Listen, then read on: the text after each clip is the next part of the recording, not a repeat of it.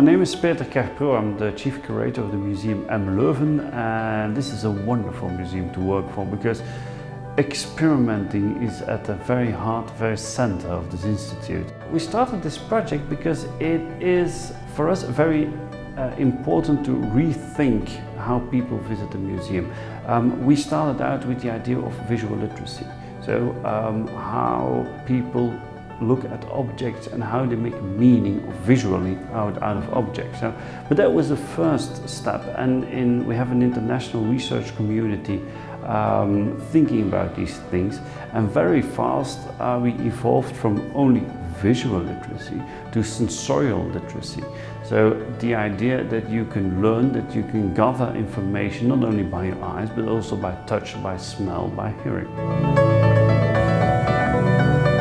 Despite the interest of the art sector in combining senses like taste, touch, sound and smell, there is only a limited understanding of how they can use this in a meaningful way to really enrich the art experience. And that's exactly why we, Haystack, cooperated with M Museum. We want to help M Museum in better understanding what the influence is of senses on the art experience, but also on the emotions of people, because this is in line with our Symphony of Senses philosophy. And with this information, M Museum will be able to create a multi-sensory art exhibition that will generate more value for the consumer and, of course, consequently also for M Museum.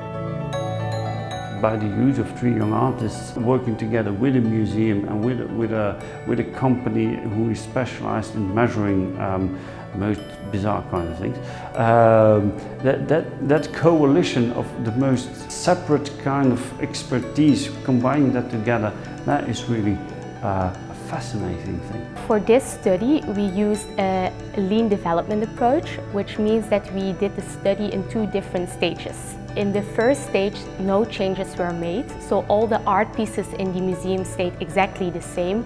However, in the second stage, we manipulated the setting by including more art pieces with a multisensory experience.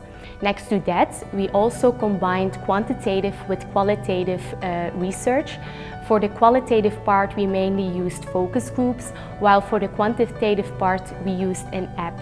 Using both methodologies helped us in truly understand who the museum visitor really is. At the one hand, we had this confrontation between old masters and contemporary art, and we curators tend to think of it as a confrontation, as something completely different. But for our visitors, in fact, they don't really make that distinction. They see it as a whole. They have a much more holistic view than we experts. That was a very good insight.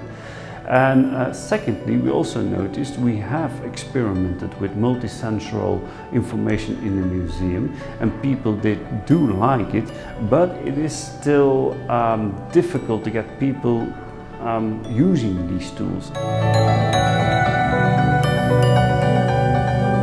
More than ever, marketing is about identifying, understanding and communicating distinctive brand assets. This continuously, but also consistently. Brand assets, but also sensory cues, create strong memory structures that will make it easier for products and brands to be identified in a world where there is an abundance of choice. If you want to know more about the research project Symphony at Museum, feel free to join us at the End-to-End Festival the 3rd of May, and we will be happy to share all results with you.